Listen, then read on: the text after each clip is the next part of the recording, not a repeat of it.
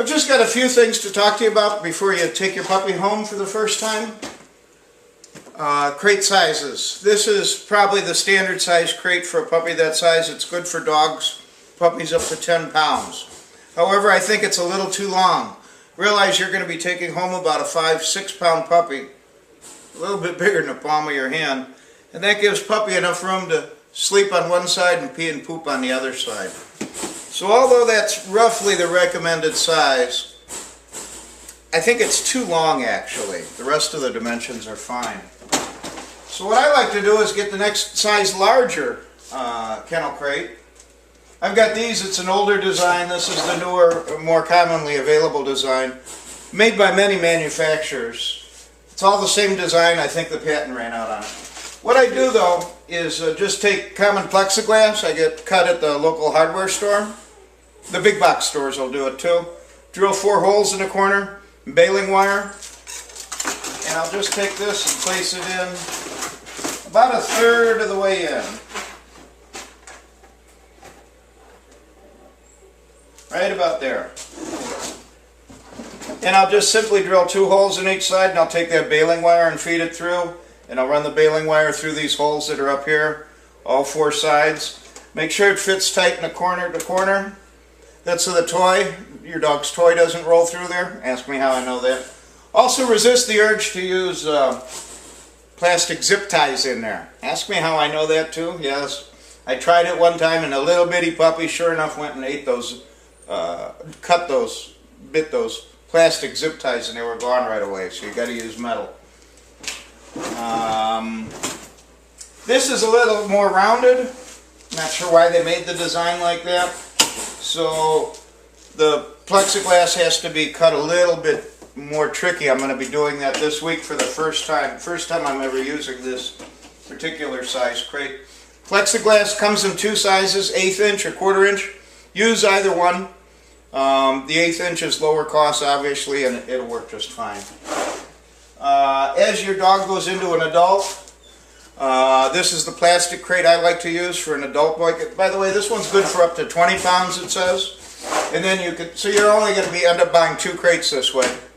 This one, and also, as pup gets larger, I'll move that divider that I've made into here back to 2/3 of the way, and then I'll take it out. So that's good for up to 20 pounds. Up to 20 pounds, and then this is good for, gosh, well into the high 30 pounds. Realize it's a car crate, and so dog's not in it for terribly long periods of time. I've had them in here for up to 6 hours though. This is called the Very Kennel. It's one of the lines by PetMate. PetMate makes a lot of different types of kennels, but I like their Very Kennel best. It's a much thicker plastic, as you can see. Much more heavy duty. I don't care for the handle on top, but I'm living with it. Let's look at some of the crates for home.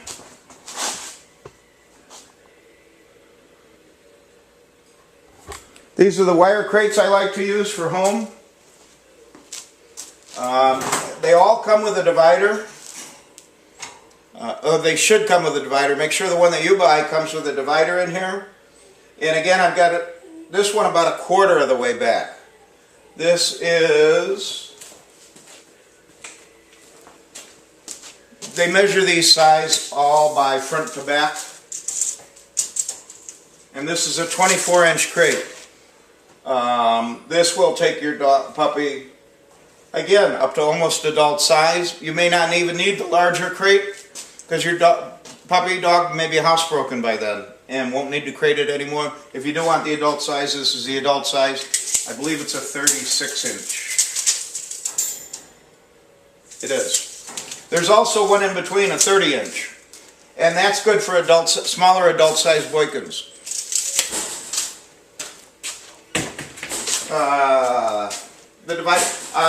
One thing I want to say on these,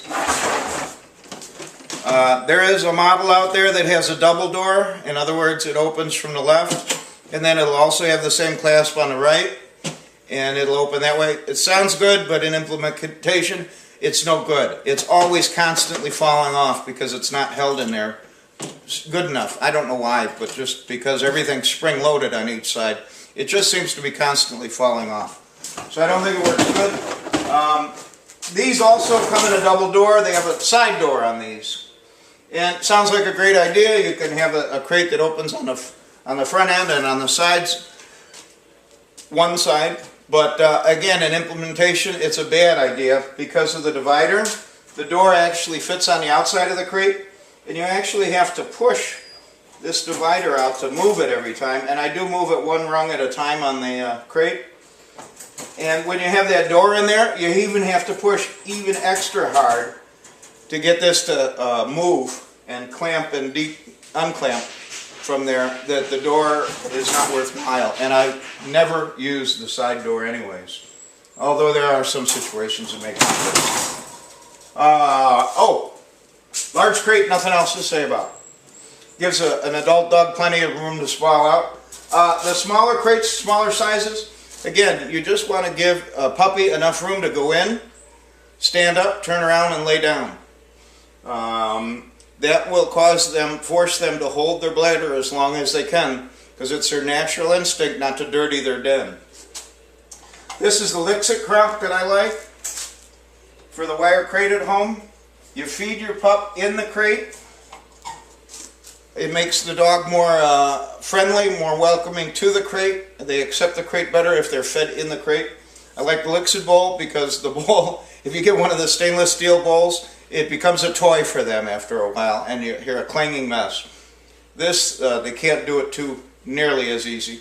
I like the translucent ones because there's a catch in there. It's got to rotate about 2/3 of a turn. You've got to line up this mark with the catch piece and then rotate it like that, and it's much easier to see if you get the translucent color.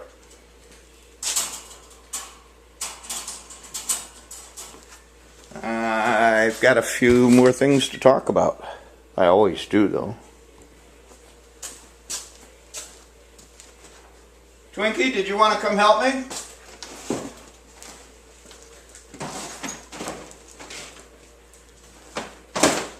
Come on, Twink, come on up. Why don't you say hello to everybody? Hi, Twinkie.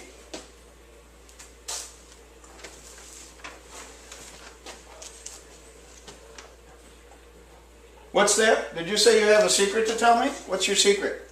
Oh, really? You think this is one of my best videos ever? Wait, thank you, honey. No double door. Be careful. In my other videos, I tell you to wait for the dog to be calm, puppy to be calm before you let them out of the crate. There's a fine line there between waiting so long for pup to get calm. The pup is holding its bladder, holding its pee, and sometimes I've done it myself, so I know it.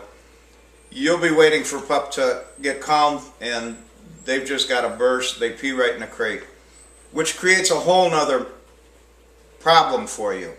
You never want to let the pup pee or poop in the crate. You want to get them outside enough every 2 hours all throughout the day, because once they start doing that, they'll think it's more normal. And then you've got to, it just takes a longer time to work that out of them. It makes your housebreaking much harder. Car rides.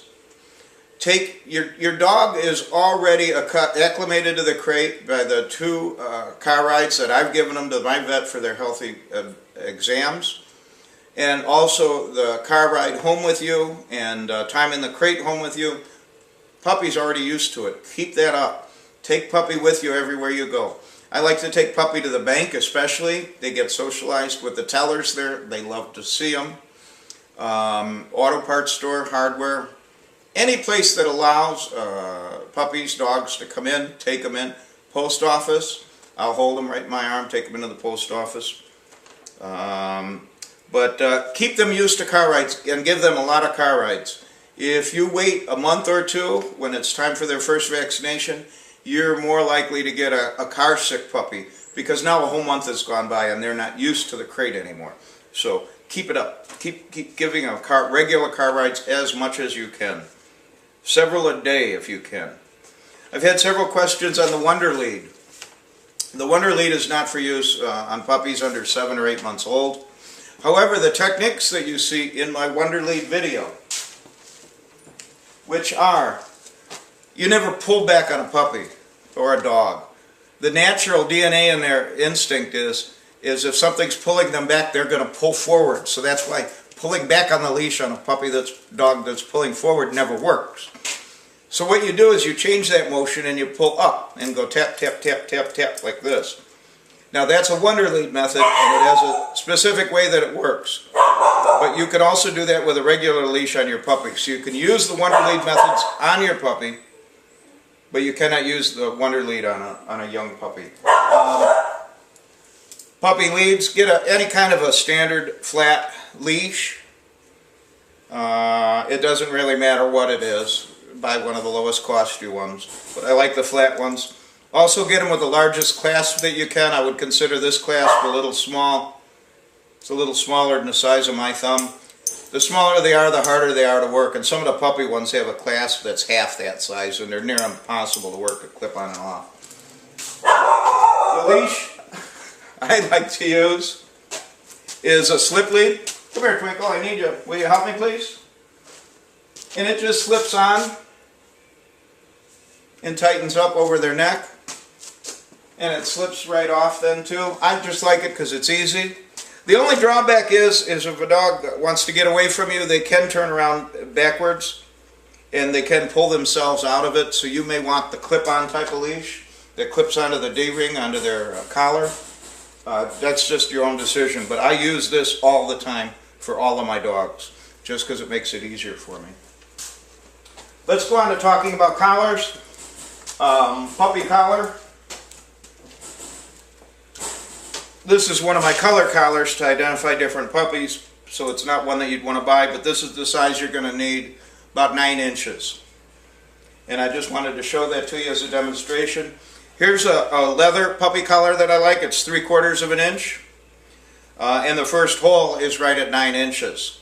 Now once you fasten that at the first hole there, you're going to have too much extra. You'll have to cut it off at about the second hole from the end with a really heavy-duty clippers to be able to use this as a 8-week-old puppy collar. I also get it with these metal tags that come riveted onto there, and I've got my 2 phone numbers on there.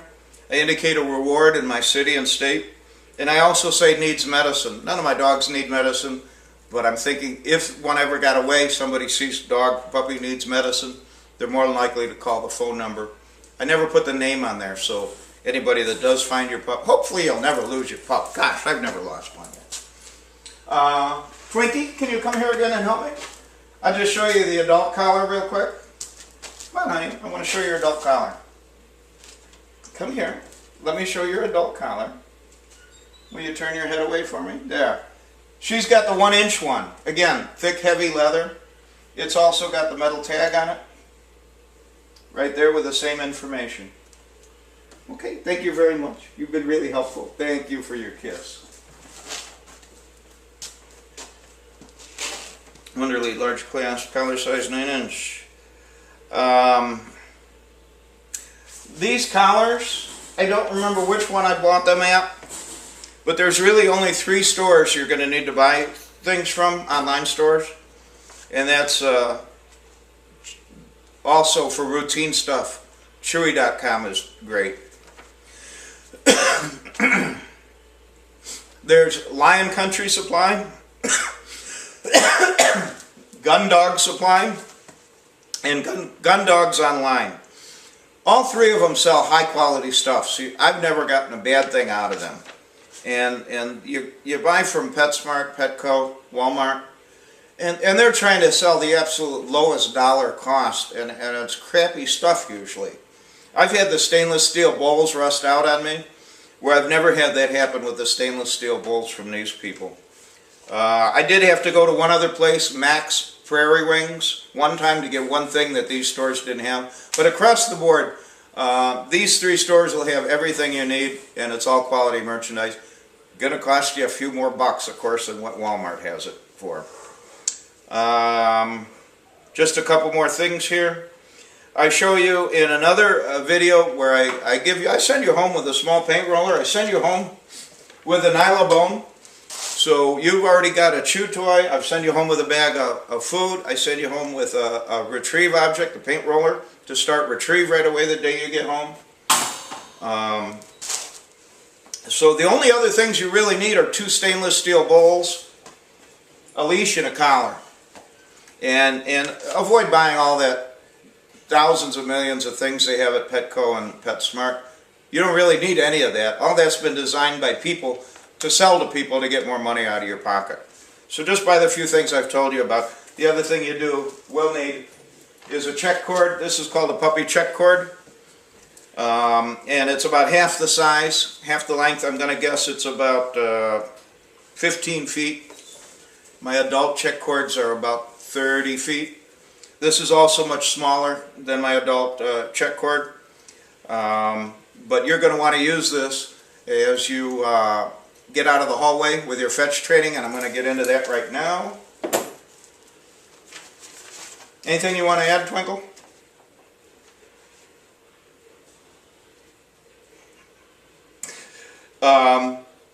I'd show you to take that retrieve object and go into your hallway at home. Go about 3 to 5 feet from the end of the hallway, close all the doors, and then toss the paint roller.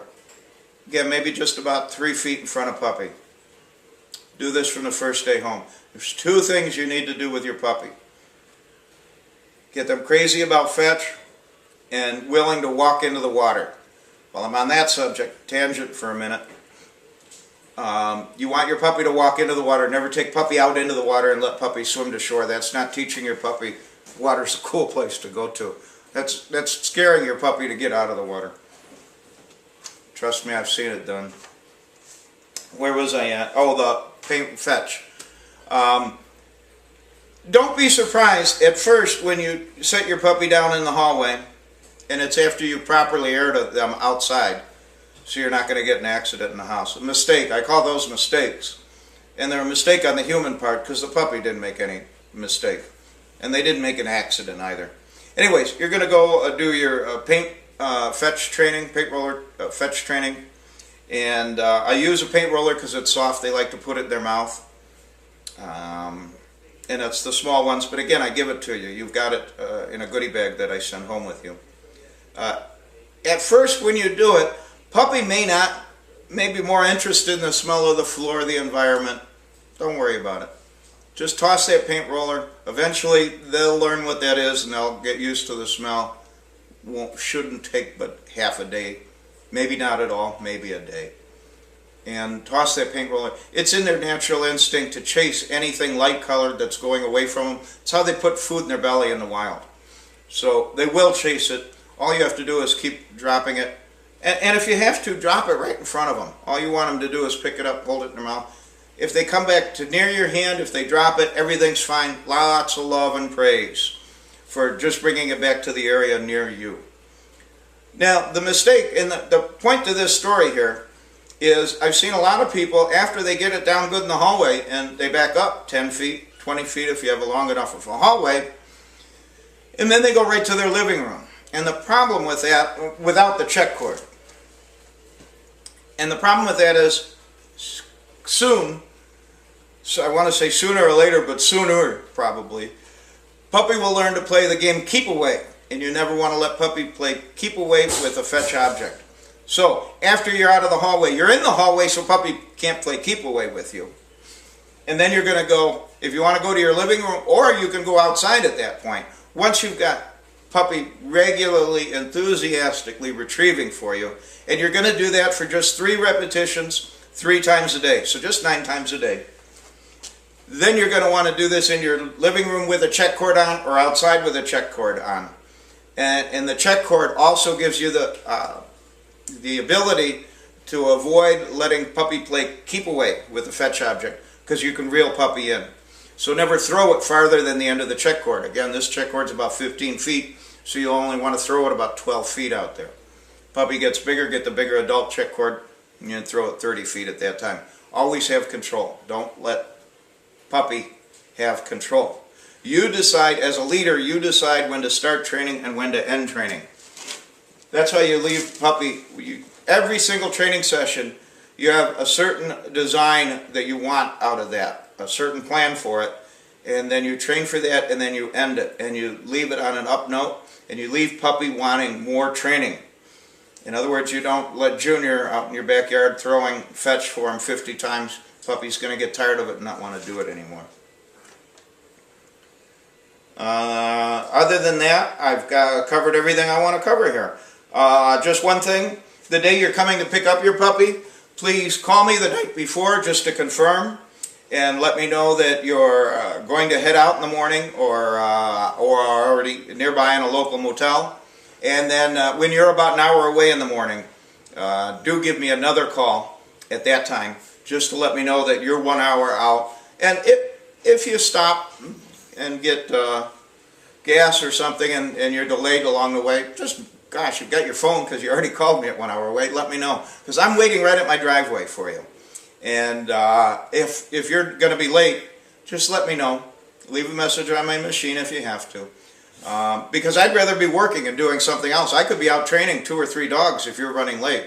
And if I'm sitting at my driveway waiting 45 minutes for you to show up, it's just a waste of my time. So I really appreciate knowing the timely information when you're going to come and timely knowing if you're going to be late. I just appreciate it a lot. Thanks a lot. Say goodbye, Twinkie.